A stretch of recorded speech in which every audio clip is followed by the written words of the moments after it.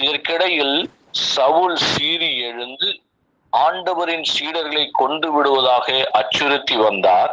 தலைமை குருவை அணுகி, இந்த புதிய நெறியை சார்ந்த ஆண் பெண் யாராயிருந்தாலும் அவர்களை கைது செய்து எருசலேமுக்கு இழுத்து கொண்டு வர தமஸ்கு நகரில் உள்ள தொழுகை கூடங்களுக்கு கடிதங்களை கேட்டு வாங்கினார். சவுல் யூத முறையில் யூத மதத்தை சார்ந்தவர், யூதர். அவர் யூதத்தில் உள்ள வேதங்கள் எல்லாவற்றையும் கற்று தேர்ந்திருந்தார். மிக வைராக்கியமான ஒரு யூதராக அவர் இருந்தார். அவர் இயேசு கிறிஸ்துவ பார்த்ததோ பேசினதோ இல்லை. அவர் எந்த இடத்திலையும் இயேசு கிறிஸ்துவை சந்தித்ததாக சொல்லவே இல்லை. அவர் ஆண்டவரை ஏற்றுக்கொண்ட பிற்பாடு அவர் ஆண்டவரை காட்சியாய் கண்டிருக்கிறார், ஆண்டவருடைய குரலை கேட்டிருக்கிறார், பேசியிருக்கிறார். ஆனால் இயேசு கிறிஸ்து சிலுவையில் அறையப்படுவதற்கு முன்பாக இந்த உலகத்தில் அவர் வாழ்ந்த பொழுது இந்த சவுல் அவரை சந்தித்ததாக எங்கேயுமே சொல்லப்படவில்லை. அப்படி இருக்கும் பொழுது இந்த சவுல் என்ன பண்றாரு, தன்னுடைய மதத்தின் மீது கொண்ட வைராக்கியத்தினால, அந்த வைராக்கியத்தினால ஆண்டவர் மீது கொண்ட, அதாவது யூத முறையில யூதர்கள் வழிபட்டு வந்த யாவே இறைவன் மீது அவர் கொண்டிருந்த அந்த பற்றுறுதி, வைராக்கியம், அதனால அவர் என்ன பண்ணாரு, புதுசா ஒரு கிளை பிளவு உண்டாவது அப்படின்னு சொல்லி அதில் இருக்கிறவங்க எல்லாரையும் அழித்து விட தலைமை குருவாயிருந்த கைப்பாவிடத்துல போய் அனுமதி பெற்று, அந்த யூதர்கள் இஸ்ரேல் மக்கள் வழிபட்ட ஆலயம் எப்படி இருந்துச்சுன்னா, இப்ப நம்ம ஒவ்வொரு மறை மாவட்டத்திலையும் இருக்கிற ஒரு கத்தீட்ரல், அதை சார்ந்த ஆலயங்கள், பங்கு ஆலயங்கள் இருப்பது போல, அங்கிருந்த எருசலேம் தேவாலயத்தில் இருந்த தலைமை குருவிடம் அவர் கடிதம் பெற்று, உத்தரவு பெற்று, அவர் கட்டளையை அங்கிருந்து பெற்றுக்கொள்கிறார். பெற்றுக்கொண்டு ஒவ்வொரு ஆலயங்களிலும் தொழுகை கூடங்களிலும் போய் யாரெல்லாம் கிறிஸ்தவரா மாறி இருக்கிறாங்க, யாரெல்லாம் இந்த புதிய வழிமுறையை தேர்ந்தெடுத்திருக்கிறார்கள், இதுல கொடுக்கப்பட்டிருக்கிறது ஆண்டவரின் சீடர்களை கொண்டு விடுவதாக புதிய நெறியை சார்ந்த ஆண் பெண் யாரா இருந்தாலும் அவர்களை கைது செய்து எருசலேமுக்கு இழுத்து கொண்டு வர தமஸ்கு நகரில் உள்ள தொழுகை கூடத்திற்கு போனார்.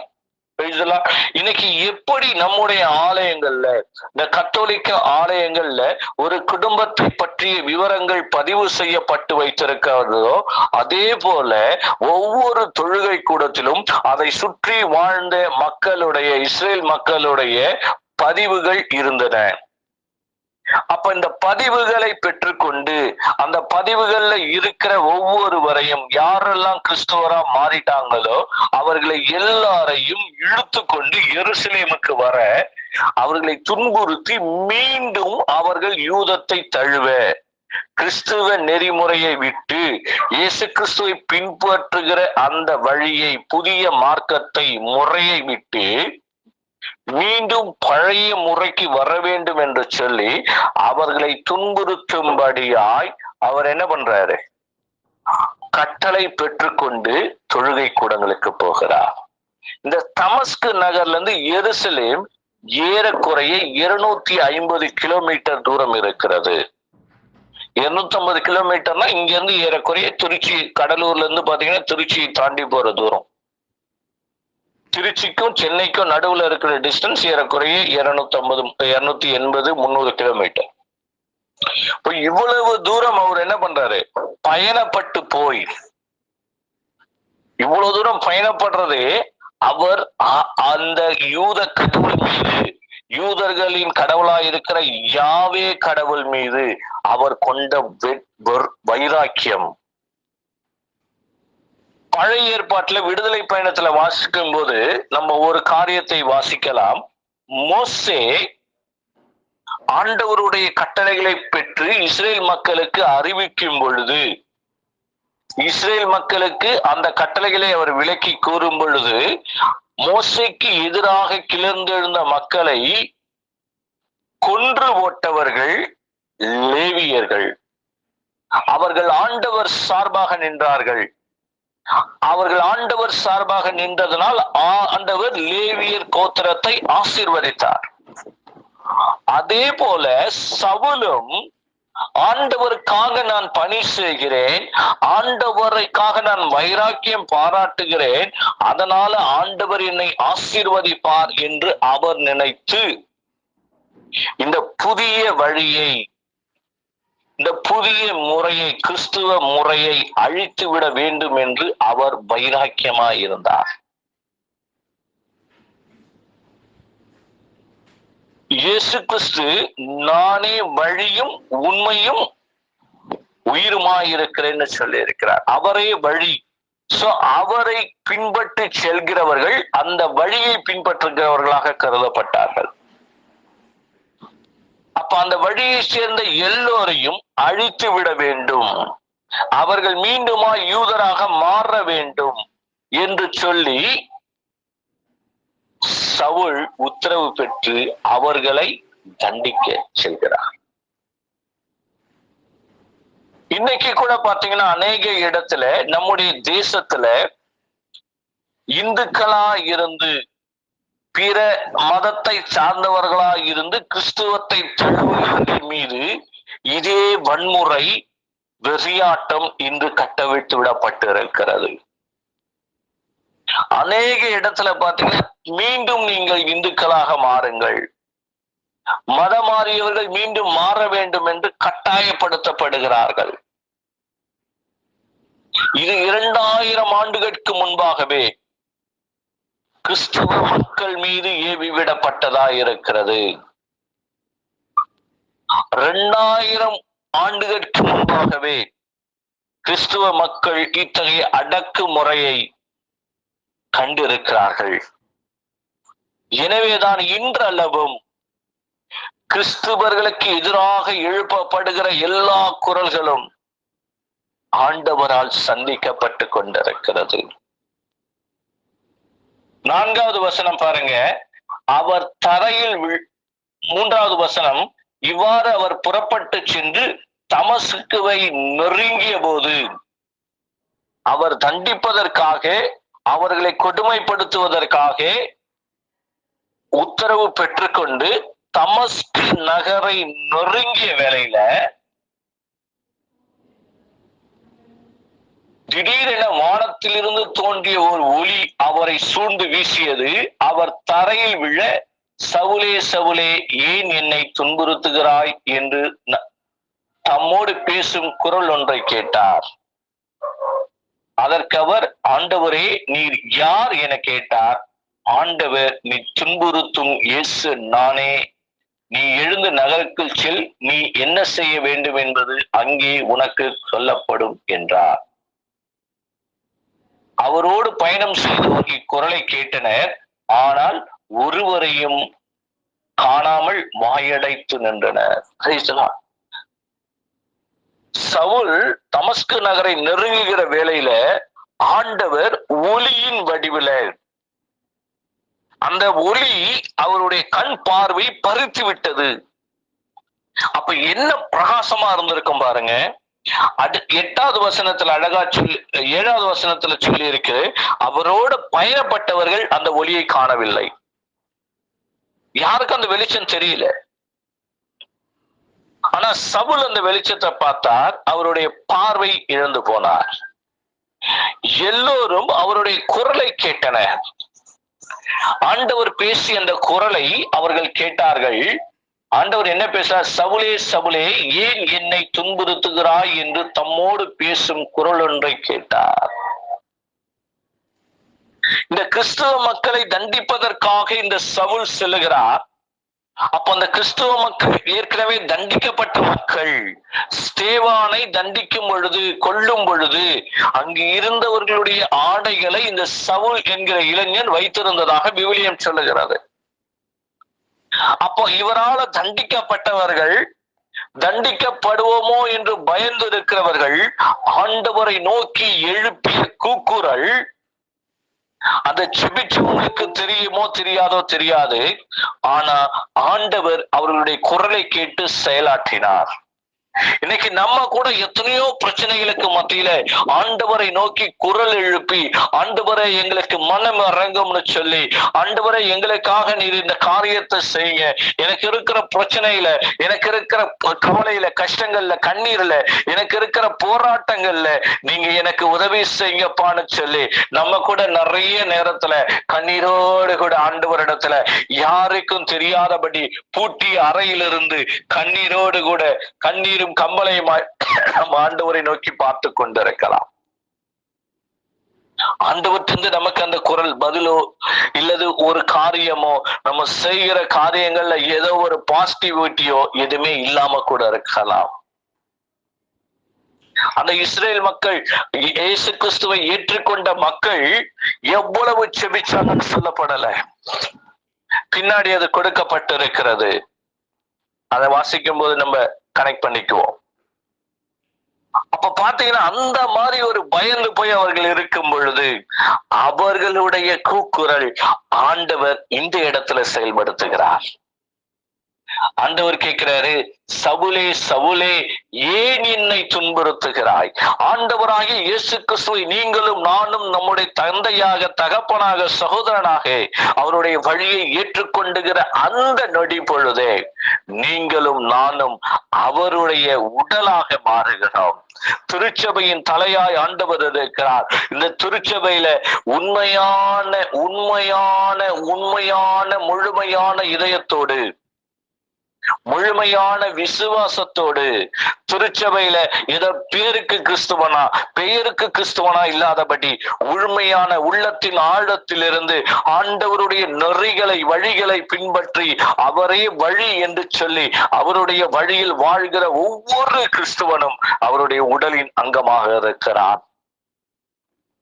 அதனாலதான் ஆண்டவர் சொல்கிறாரு, என்னுடைய பிள்ளைகளை தொடுகிறவர்கள் என் கண்ணின் மணியை தொடுகிறார். ஆண்டவர் இங்க சொல்றார் பாருங்க, சவுலே சவுலே ஏன் என்னை துன்புறுத்துகிறாய்? அப்ப கிறிஸ்துவனாய் உண்மையாய் வாழும் பொழுது உங்களுக்கு எனக்கு எதிராக எழுப்பப்படுகிற எல்லா பிரச்சனைகளும், எல்லா போராட்டங்களும் ஆண்டவருக்கு எதிராக எழுப்பப்படுகிற போராட்டங்களாக இருக்கிறது. விடுதலை பயணத்துல அநேக இடத்துல ஆண்டவர் சொல்றாரு, நீங்கள் சும்மா இருங்கள், யுத்தம் என்னுடையது, யுத்தம் என்னுடையது. அப்ப ஆண்டவற்றை முழுமையாய் நீங்களும் நானும் ஒப்புக்கொண்டிருக்கும் பொழுது, ஒரு கிறிஸ்துவ வாழ்வு வாழும் பொழுது அந்த போராட்டங்கள் அவர் ஏற்றுக்கொள்வார்.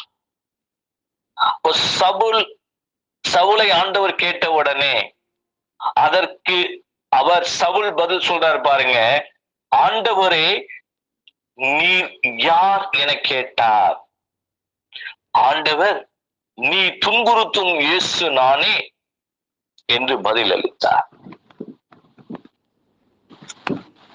யாரை அழிக்க வேண்டும், யாரை ஒழித்து விட வேண்டும், யாரை பற்றி பேச்சு இந்த உலகத்திலே இருக்க கூடாது என்று சொல்லி கங்கணம் கட்டி கொண்டு வைராக்கியத்தோடு கூட நடந்து போன அந்த சவுல்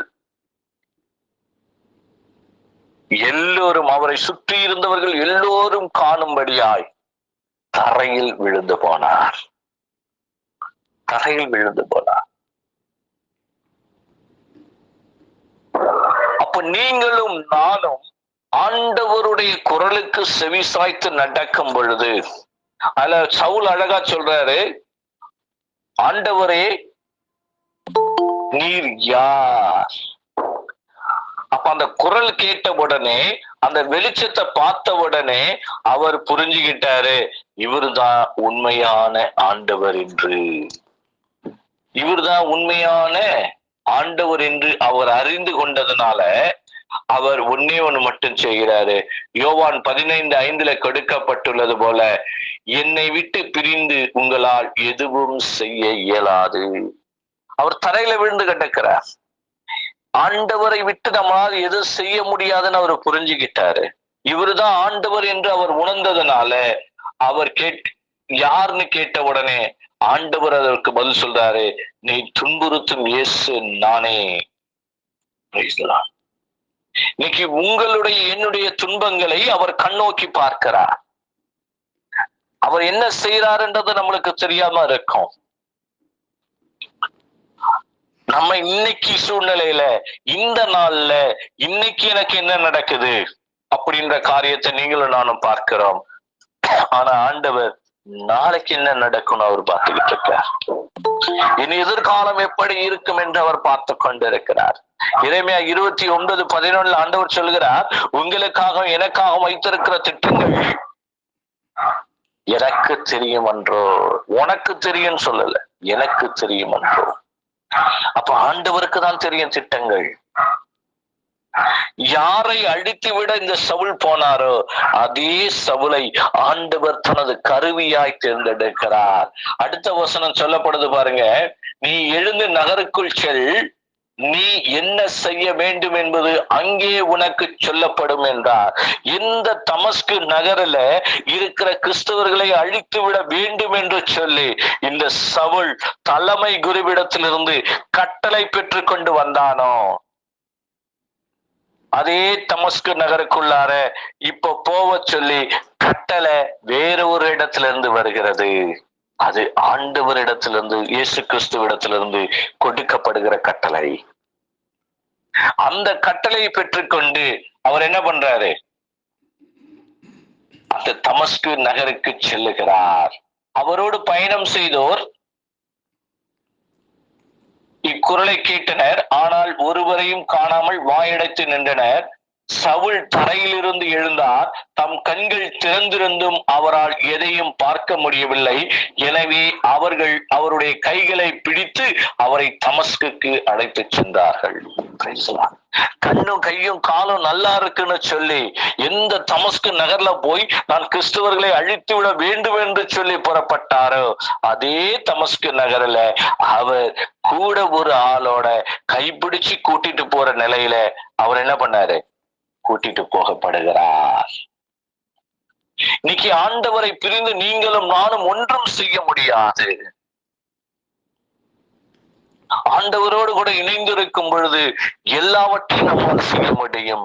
அவரை விட்டு பிரிந்து நீங்களோ நானோ ஒன்றும் செய்ய முடியாது. சவுல் தம் கண்கள் திறந்திருந்தும் அவரால் எதையும் பார்க்க முடியவில்லை. தமஸ்குக்கு அழைத்துச் சென்றார்கள். அவர் 3 நாள் பார்வையற்று இருந்தார். அந்நாட்களில் அவர் உண்ணவும் இல்லை, குடிக்கவும் இல்லை. அப்ப 3 நாள் உண்ணாமல் குடிக்காமல் எதையும் பார்க்காம அவர் யாருடைய குரலை, ஆண்டவரிடத்திலிருந்து கேட்கப்பட்ட குரலை மாத்திரமே வைத்து அவர் தன்னுடைய இருதயத்தை தான் யாரெல்லாம் கஷ்டப்படுத்தணும், ஆண்டவருக்கு எதிராக என்னெல்லாம் செய்தோன்னு சொல்லி அவருக்குள்ளார ஒரு பெரிய தியானமே நடந்து கொண்டிருந்தது. உலகத்துல முத 3 நாள் தியானம் இருந்தது. ஆண்டவருடைய குரலை கேட்டு இந்த உலகத்தை பார்க்காதபடி, இந்த உலகத்துல நடக்கிற எல்லா காரியங்களையும் பார்க்காதபடி, உண்ணாமலும் புசியாமலும் குடியாமலும் இருந்து 3 நாள் உபவாசித்து ஆண்டவரோடு கூட ஐக்கியப்படுகிறார். அதனாலதான் இன்னைக்கும் பாத்தீங்கன்னா ரிட்ரீட் அப்படின்னு சொன்னாலே, தியானம் அப்படின்னாலே 3 நாட்கள் நடக்கிறது. இது ஒரு பக்கம் வச்சிடலாம். அடுத்தது பாருங்க, தமஸ்குவில் அனனியா என்னும் பெயருடைய சீடர் ஒருவர் இருந்தார். ஆண்டவர் அவருக்கு தோன்றி அனனியா என அழைக்க அவர், ஆண்டவரே இதோ அடியேன் என்றார். அப்பொழுது ஆண்டவர் அவரிடம், நீ எழுந்து நேர்த்தெரு என்னும் சந்துக்கு போய் யூதாவின் வீட்டில் சவுல் என்னும் பெயருடைய தார்சு நகரத்தவரை தேடு, அவர் இப்பொழுது இறைவனிடம் வேண்டிக் கொண்டிருக்கிறார். சவுல் 3 நாள் உண்ணாமலும் குடிக்காமலும் இருந்து இறைவனிடத்தில் வேண்டிக் கொண்டிருந்தார். அனனியா என்னும் பெயருடைய ஒருவர் வந்து தாம் மீண்டும் பார்வையடையுமாறு தம் மீது கைகளை வைப்பதாக அவர் காட்சி கண்டுள்ளார் என்று கூறினார். அனனியான்னு ஒருத்தர் இருக்காரு. அவர் ஆண்டவருடைய சீடர், ஆண்டவரோடு கூட பேசுகிறவர், இறைவாக்கினர். அவருக்கு ஆண்டவர் தோன்றி அட்ரஸ் எல்லாமே கிளியரா கொடுக்கிறார். இன்னைக்கு நீங்களும் நானும் எங்க இருந்து ஜெபிச்சாலும் அந்த இடத்துல எந்த இடத்துல இருந்து ஜெபிக்கிறோம்னு ஆண்டவருக்கு தெரியும். ஆண்டவர் சொல்றாரு பாருங்க, நேர்த்திரு எழுந்து நேர்த்திரு என்னும் சந்துக்கு போய் யூதா அப்படின்றவருடைய வீட்டுல தார்சு நகரத்தவரை தேடு. யூதாவின் வீட்டில் சவுல் என்னும் பெயருடைய தார்சு நகரத்தவரை தேடு. அவர் இப்போது இறைவனிடம் வேண்டிக் கொண்டிருக்கிறார். நீங்களும் நானும் வேண்டும் பொழுது ஆண்டவர் எப்படிதான் உங்களை எண்ணி பார்க்கிறார். உண்மையாய் அவரை தேடும் பொழுது நீங்க எந்த இடத்துல இருக்கீங்க, யார் வீட்டுல தங்கி இருக்கீங்க, எந்த ரூம்ல இருக்கீங்க, எந்த மனநிலையில இருக்கீங்க, என்ன வேண்டிக்கிட்டு இருக்கீங்கன்றது வரைக்கும் அவர் பார்ப்பார். அப்பொழுது இறைவனிடம் வேண்டிக் அனனியா என்னும் பெயருடைய ஒருவர் இறைவனிடம் வேண்டிக் கொண்டிருக்கிறார். இப்போ அனனியா கிட்ட ஆண்டவர் சவுல் என்ன காட்சி பார்த்துக்கிட்டு இருக்காருன்னு சொல்றாரு. அனனியா என்னும் பெயருடைய ஒருவர் தாம் மீண்டும் பார்வையிடுமாறு தன் மீது கைகளை வைப்பதாக அவர் காட்சி கண்டுள்ளார் என்று கூறினார். அதற்கு அனனியா மறுமொழியாக, ஆண்டவர் நினைச்சு இருந்தார்னா 3 நாள் முடிஞ்ச உடனே சவுலுடைய வேண்டுதல் கேட்கப்பட்ட உடனே சவுலை போய் எப்படி அவருடைய பார்வையை தமஸ்குக்கு வரும் பொழுது வெளிச்சத்தை அனுப்பி பேரொளியை அனுப்பி அவருடைய பார்வை எடுத்தாரோ அதே போல இன்னொரு வெளிச்சத்தை அனுப்பி அவருக்கு பார்வை கொடுத்திருக்க முடியும். கண்டிப்பா கொடுத்திருக்க முடியும். ஆனா அவர் என்ன பண்றாரு, அதே ஊர்ல இருந்து இன்னொரு சீடராகிய அனனியா என்பவருக்கு தோன்றி, நீ போய் என்ன பண்ண, அவரை சுகப்படுத்துன்னு சொல்லி அந்த வேலையை அனனியாவுக்கு கொடுக்கிறார். அனனியா வந்துதான் இதை செய்ய போறார்னு சொல்லி சவுலுக்கும் சொல்லிடுறாரு. இதுதான் பரிந்துரை ஜெபம். ஆண்டவர் தன்னாலேயே டைரக்டா செய்ய முடியும் அப்படின்னாலும் சில நேரங்களில் பிறரை கருவியாக ஆண்டவர் பயன்படுத்துவார். இன்னைக்கு கத்தோலிக்க திருச்சபையில அன்னை மரியாளுக்கும் புனிதர்களுக்கும் முதலிடம் கொடுக்கப்படுகிறது என்று சொன்னால், கத்தோலிக்க திருச்சபையில் அன்னை மரியாள் அதி உன்னத வணக்கத்துக்கு உரியவராக கருதப்படுகிறார் என்று சொன்னால், இந்த பரிந்துரைக்காக தான் ஆண்டவராகிய இயேசு கிறிஸ்து நேரடியாக நமக்கு அற்புதத்தையும் அடையாளங்களையும் சுகத்தையும் பலத்தையும் தர முடியும் என்று சொன்னாலும் கூட சில நேரங்களில் அன்னை மரியாள் வழியாக அதை செய்யும் பொழுது,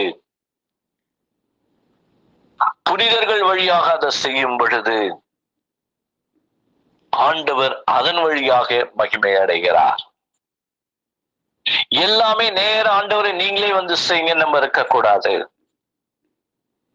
சவுல் ஒருவேளை சொல்லி இருக்கலாம், ஆண்டவரே நீங்க தானே என்ன வழியில பாத்தீங்க, நீங்க தானே என்ன வழியில பேசினீங்க, நீங்க தானே நானே ஆண்டவர் என்னதான் நீ கஷ்டப்படுத்துறேன்னு சொன்னீங்க, நான் சொல்றதை கேளுன்னு சொன்னீங்கல்ல, நீங்க வாங்கன்னு கேட்டிருக்கலாம். ஆனா சவுல் அனனியாவுக்காக வெயிட் பண்றாரு. இன்னைக்கு பரிந்துரை ஜெபம் என்பதுதான். அனனியா எங்கேயோ செபித்து கொண்டிருக்கிறார், சவுல் வேற ஒரு இடத்துல செபித்துக் கொண்டிருக்கிறார். இந்த சவுல் என்ன செபிக்கிறார் என்பதை அனனியாவுக்கு ஆண்டவர் வெளிப்படுத்துகிறார். சவுல்கிட்ட என்ன காட்சி காட்டிட்டு இருக்கேன்னு அனனியா கிட்ட சொல்றார். அனனியா என்ன செய்யணும்னு அவர் சொல்றாரு.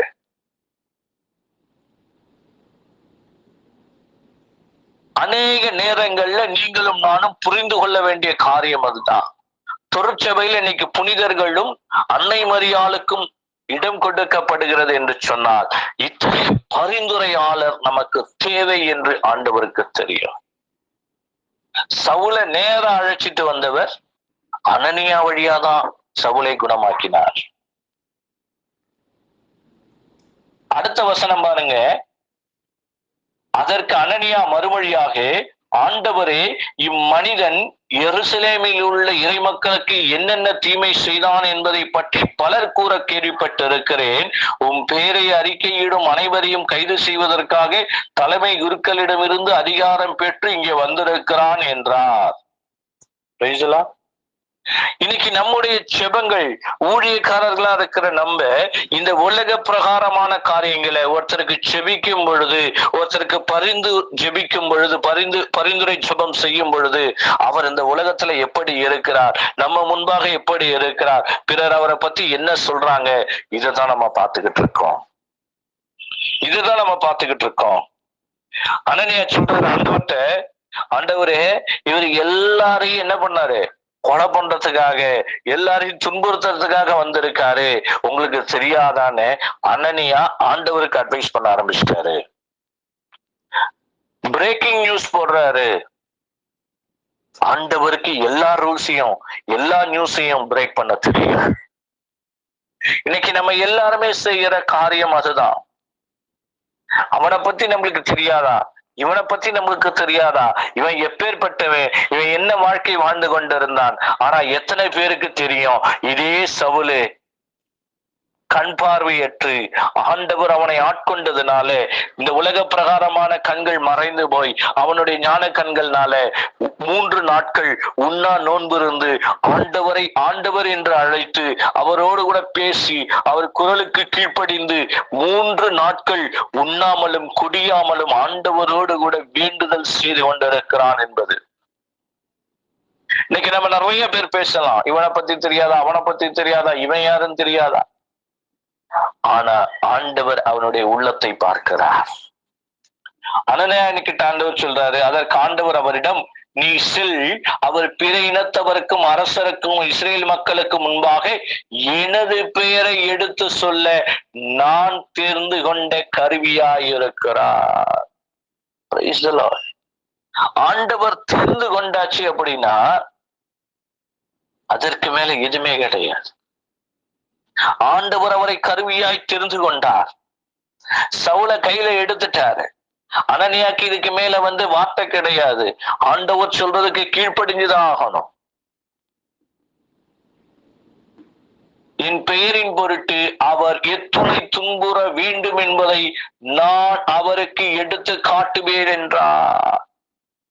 எத்தனை பேரை ஆண்டவருடைய பேரால துன்பப்படுத்தின அதே சவுல் இதே ஆண்டவருக்காக எத்துணை பாடுகளை ஏற்றுக்கொண்டார் என்று சொல்லி அவருடைய இந்த நூல்கள் முழுவதும், விவிலியத்துல இருக்கிற நூல்கள் முழுவதும் வாசித்து பார்த்தீங்கன்னா தெரியும். ஆண்டவரை ஏற்றுக்கொண்டவர்களுக்கு, ஆண்டவரை தன்னுடைய ஏக இரட்சகராக ஏற்றுக்கொண்டவருக்கு ஆண்டவரின் பெயரால நீங்களும் நானும் படுகிற வேதனைகளை ஏற்றுக்கொள்ள மனப்பக்குவம் வரும். எனக்கு தெரிந்த ஒரு குருவானவர், சலேசை சபையை சேர்ந்தவர், என்னுடைய ஆன்மீக வழிகாட்டி.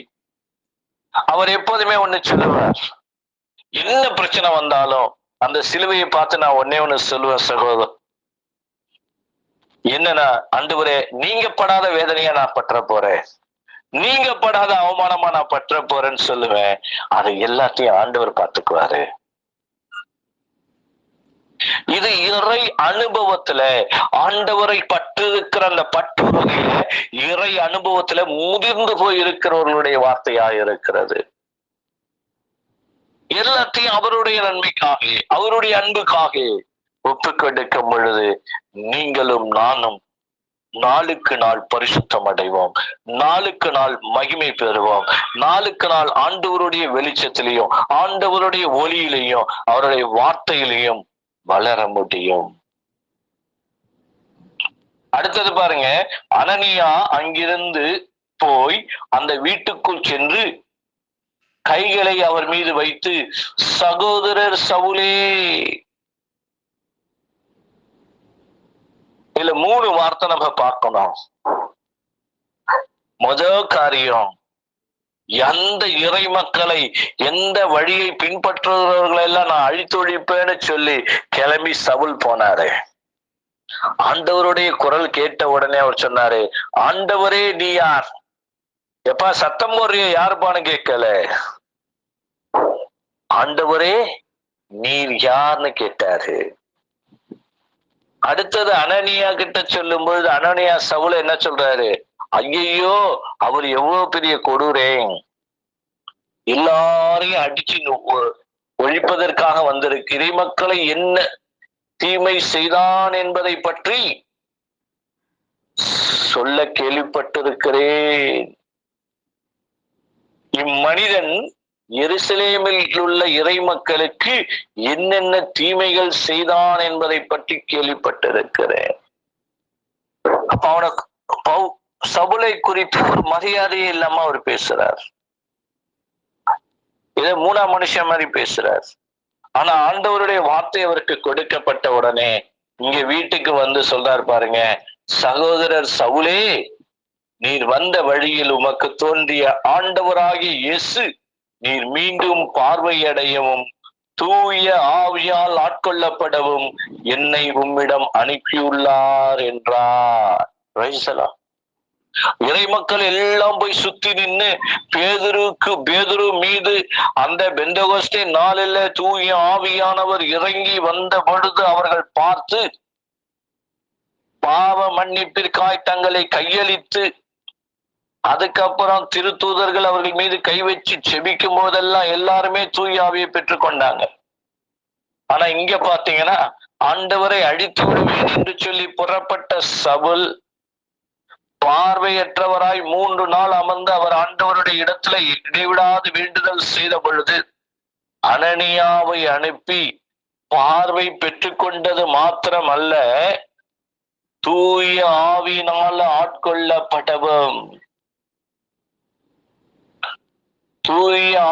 ஆட்கொள்ளப்படவும் என்னை உம்மிடம் அனுப்பியுள்ளார் என்றார். இன்னைக்கு ஆண்டவரிடத்துல போய் முழுமையான பாவ மன்னிப்பு பெற்று அந்த பாவ மன்னிப்பின் நிச்சயத்தை நீங்களும் நானும் பெற்றுக்கொள்ளும் பொழுது நம்முடைய நோய்களிலிருந்து, நம்முடைய கட்டுகளிலிருந்து நாம் விடுதலை பெறுவது மாத்திரமல்ல, தூய ஆவியினால் நீங்களும் நானும் நிரப்பப்பட ஆண்டவர் நிச்சயித்திருக்கிறார். தூய ஆவியினால நீங்களும் நானும் கண்டிப்பாக ஆட்கொள்ளப்படுவோம். அது மாத்திரமல்ல, அந்த தூய ஆவியானவருடைய துணை கொண்டு ஒவ்வொரு நாளும் நீங்களும் நானும் பெற்றுக்கொண்ட அந்த பாவ மன்னிப்பின் நிச்சயத்தை பிறருக்கு அறிக்கையிடவும். பவுலடிகளார் அதான் செஞ்சாரு. அவர் பெற்றுக்கொண்ட உடனே போயிட்டு எல்லார்கிட்டையும் தான் எந்த ஆண்டவரால இயேசு கிறிஸ்துவினால தான் தொடப்பட்டதையும் யார் தன்னை ஆட்கொள்வதற்கு பறைசாற்ற வைராக்கியமாய் நின்றார். அதே போல தன்னை முழுமையாய் அவருக்கு கையளித்து ஆண்டவருக்காக எந்த பாடுகள் வந்தாலும் அதை ஏற்றுக்கொண்டு இனி வாழ்வது நான் அல்ல, எனில் கிறிஸ்துவே வாழ்கிறார் என்று சொல்லும் அளவுக்கு அவர் தன்னையே முழுமையாய் சரணாகதி அடைந்தார்.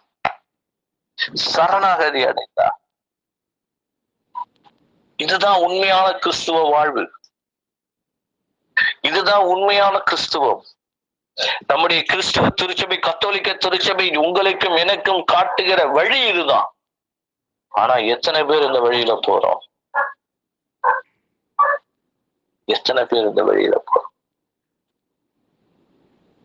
இன்னைக்கு ஆண்டவர்கிட்ட கேட்போம், ஆண்டவரே, சவுலை மனமாற்றியது போல, சவுலை தொட்டது போல என்னையும் தொட்டு வழி நடத்துங்கன்னு சொல்லி ஆண்டவர்கிட்ட செபிப்போமா?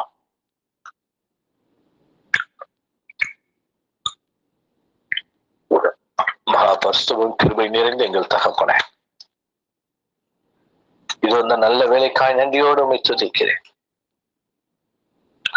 தூய ஆவியானவரே, பவுலை ஆட்கொண்டீரே, அதே போல சவுல் பவுலாய் மனமாறியது போல நாங்களும் மனமாற அப்பா உமக்கு உகந்த பிள்ளைகளாக உடைய வழியில நடக்கிறவர்களாக நாங்கள் மாற எங்களுக்கு உதவி செய்வீராக. தூய ஆவியானவரே, எங்கள் ஒவ்வொருவரையும் நீர் முழுமையாய் ஆட்கொள்ளுங்க. எங்கள் ஒவ்வொருவரையும் நீர் நிரப்பி வழி நடத்துங்க. அம்மா மரியே, இறைவனின் தாயை, இறைவனிடம் பரிந்து பேசுகிறார். அந்த அனனியா பணிந்து பேசியது போல உடைய தூதர்களோடு கூட அப்பா அன்னை மரியாளுடைய பரிந்துரைத்திலே, உடைய தூதர்களின் பரிந்துரைத்திலே